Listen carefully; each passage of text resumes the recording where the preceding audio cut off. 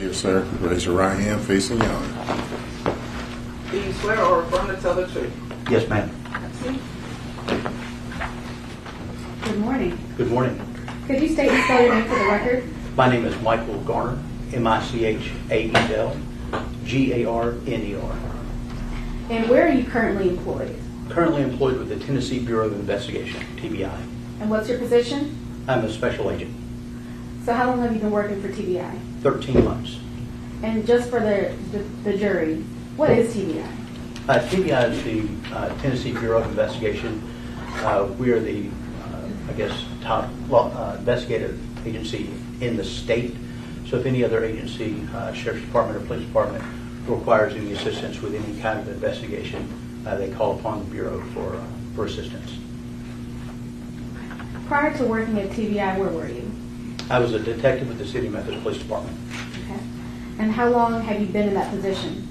I was with the police department for 20 years before I retired. Was there a special unit or division you were assigned to? My last assignment was the Digital Forensics Unit. I was a detective in that unit. And as a part of your job duties, did you often look at cell phones? Yes, ma'am. Did you get data from cell phones? Yes, ma'am. So how would you get data from cell phones? So the process is similar with the TBI and with the Memphis Police Department. We have hardware and software that is designed to take the machine language from the phone, because it's a computer, and remove that data from that device in a forensically sound method. And then we use software to then decode that from a machine language to a human readable language. And we use products like Celebrite and Gray Key to both extract and decode and parse that data. Okay. So the cell phones that you look at, are those cell phones usually a part of some sort of investigation? Yes, ma'am. Do you recall looking at cell phones related to the investigation on the Adolph Thornton homicide? Yes, ma'am. And the phones that you looked at for this particular case, I'm going to go through them one by one, but do you recall looking at an LG phone? Yes, ma'am. Okay. And do you recall that number having a phone number ending, do you recall that device having a phone number ending in 0185? Yes, ma'am. Do you recall looking at an iPhone 11? Yes, ma'am. Okay. And did one of those devices have a phone number ending in 1625? Yes. The iPhone 11, yes, ma'am. And did you happen to have another iPhone 11? I had an iPhone 11 Pro Okay. that I also examined. Did that device have a phone number ending in 2767? Yes, ma'am. And did you also have a Samsung Galaxy? Yes, ma'am. And were there multiple numbers affiliated with that phone? Yes, ma'am. Okay. Are one of those numbers 3786? Yes, ma'am. And is that other number 6236? Yes, ma'am. Okay. And you extracted data from each of those devices, Yes, ma'am. the physical devices? I did. Okay. And you talked earlier about using a software called Celebrate. Yes, ma'am. So when you extracted data from those particular phones in this investigation, did you use Celebrate to decode the data? I did. Yes, ma'am. Okay. And did you happen to analyze that data? No, ma'am, I did not. Okay. Do you happen to know who analyzed that data? Once I parsed the data, I created a report. That data was then given to Sergeant Dabney and Sergeant Browning. Okay. I'm going to show you 5 flash drives.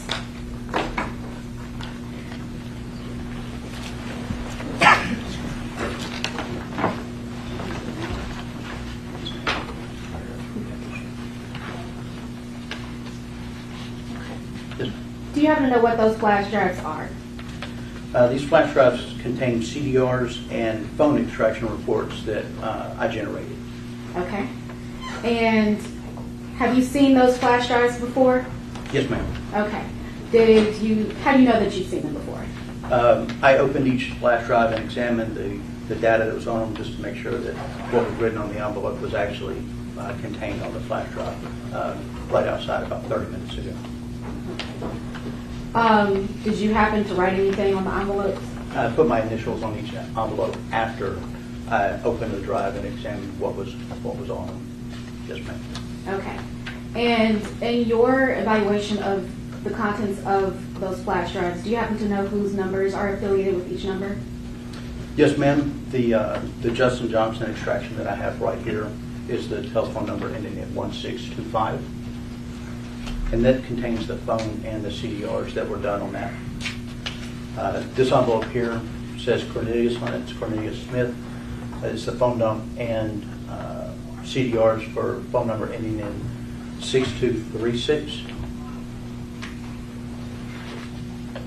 The Cornelius Smith's phone had two numbers associated with it. This is the CDR for the phone number ending in 3786.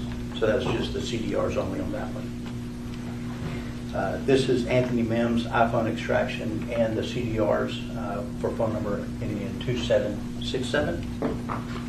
And Angela Arnold, LG extraction and CDRs for phone number ending in 0185. And just for the jury's clarification, could you explain what is a CDR? So a CDR is an acronym for call detail records.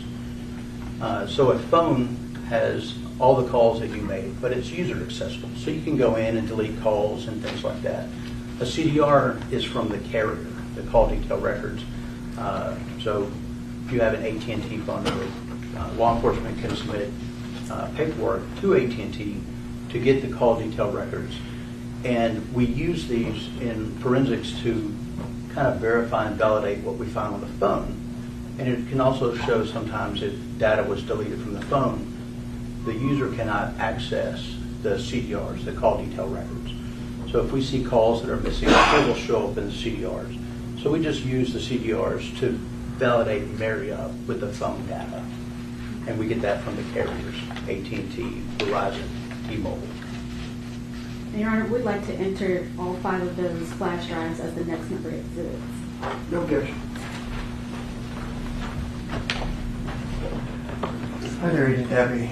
My name is Manny Arora. We met earlier today, I think. Yes, sir. Garner, I'm sorry. It's this whole Justin Taylor thing's got me thrown. With regards to my understanding of cell phones, if you could just sort of dumb it down for me. Yes, sir. CDRs, call data records? Call detail records. Call detail records. Yes, sir. And so that tells you what phone calls were made, when they were made, stuff like that. Yes, sir. And it also gives you like GPS coordinates of approximately which tower would have been used to make that call. The GPS that are in the records relate to the tower location. Right. So yes, sir. Okay. So you would agree that the tower locations aren't 100% accurate. It's just there could be a tower 10 feet from me, but if it's full, it's going to kick me down half a mile or whatever it might be. Yes, sir. Okay. So with the call detail record, you can see who called whom, Yes, sir. incoming, outgoing, and there is information as to which tower it would have been used. It doesn't put you there necessarily, but relatively close, right? Just the device connected to that tower. Yes, sir. Okay. And you were asked to sort of do the location from the CDRs for just 2 different phones as part of your investigation, right? That's correct, sir. And that was the 1625 for Justin Johnson, Yes, sir.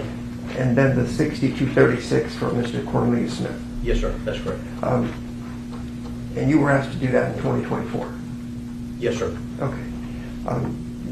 Nobody's ever asked you from the DA's office or anyplace else to sort of map out anybody else's phone as to where they might have been at any given time? No, sir. Okay.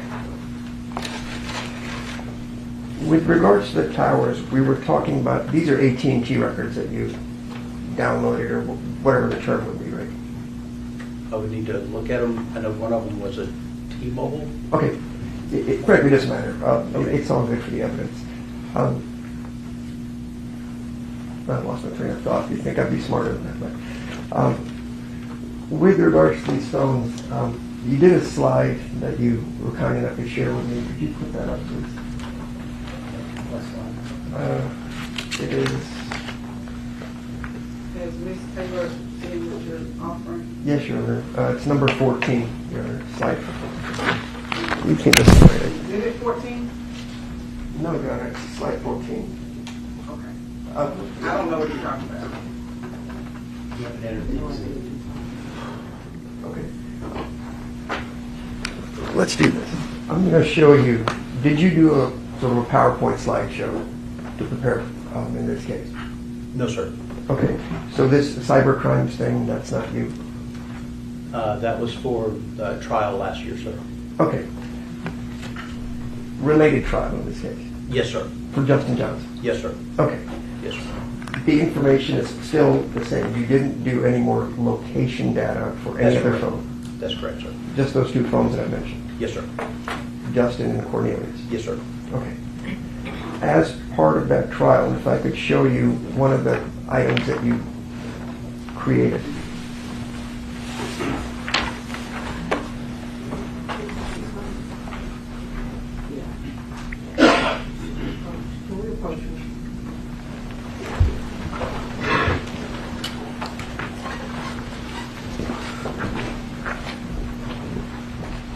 As far as the CDRs go, whether a smart criminal ditches their phone, doesn't do whatever, you can get the CDRs directly from the phone company. You don't need the actual phone. That's correct, sir. All right.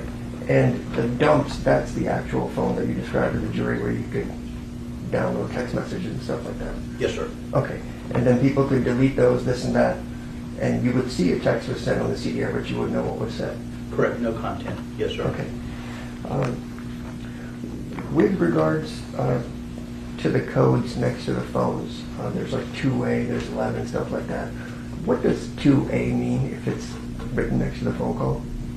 I would actually like to see the definitions page if I could. Sure. But usually with... Could I show them the definition? Yes. Yes, sir. The code 02A, those a call came in, was not answered, and was sent to voicemail. Okay. And what about the 11 that's farther down?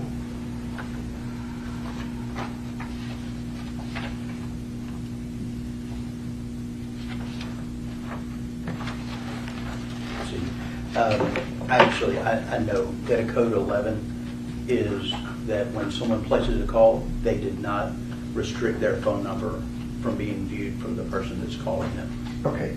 And with regards to those phone calls, some providers, like once you hit the enter button, the seconds of the call start immediately right away, as soon as I hit Yes, sir. call. Is that right? Yes, sir. And then in some cases, until the phone gets picked up, it doesn't tell you how long the phone call is. If I'm calling you and I hit Special Agent Garner call, Yes, sir. the clock starts running, right? Yes, sir. So generally, if the phone's going to ring 3, 4, 5 times, you'll have 15, 20 seconds sort of already on the call, even though nobody picked it up. Yes, sir. That's Okay. correct.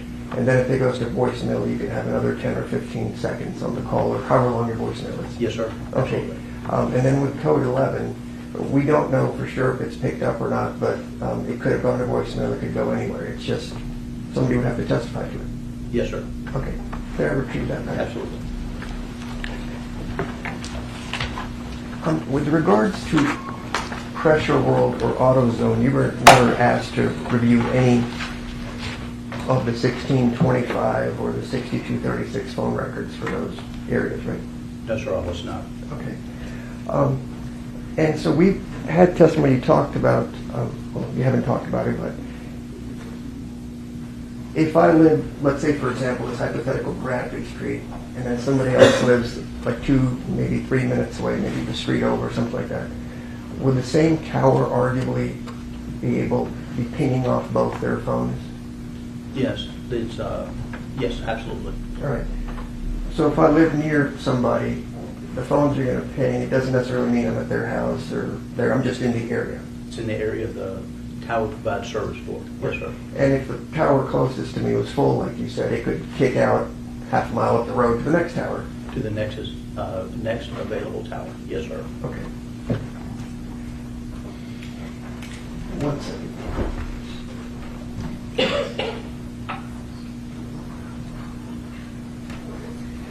And with regards to tower coverage, let's just say in the Memphis area, I mean, how many miles does a tower arguably cover if it had, It's not even miles, sir. okay,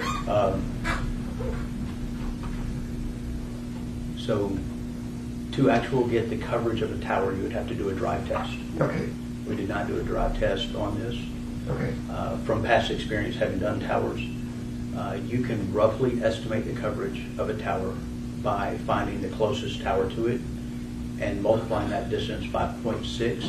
okay, And that's not exact, that is an estimate. Sure. Because the cell signal is actually going to overlap so that it can provide the best coverage. So it's not going to be a 50-50. So the coverage would be, but from the one cell tower to the next, and then that distance multiplied by 0.6. all right, I don't want to do too much math, that's why I became a lawyer. Yes, sir. But again, that's if that tower has space on it, otherwise you could be kicked out further. Yes, sir. Okay.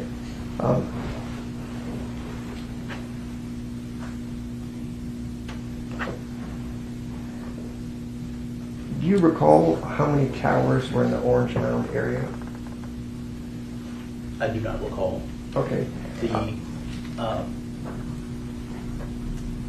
When I mapped out the T-Mobile records, I did a 10-mile radius, and just to show how many T-Mobile towers were in a 10-mile radius from an address, and I think it's 553 T-Mobile towers that were in that 10-mile radius. All right, and then you would have more towers for AT&T or Sprint and other stuff like that? Yes, sir. Okay. And again, the only location stuff that they were asked you to do was 1625 and 6236. Yes, Just in sir. the formulas. And nothing about AutoZone or pressure wood. No, sir. Okay. I think that's all I have. Thank you, Agent Garner. Yes, sir. Jill, Ms. Williams, something? Yes, ma'am. All right, ladies and gentlemen, it's lunchtime. Don't go.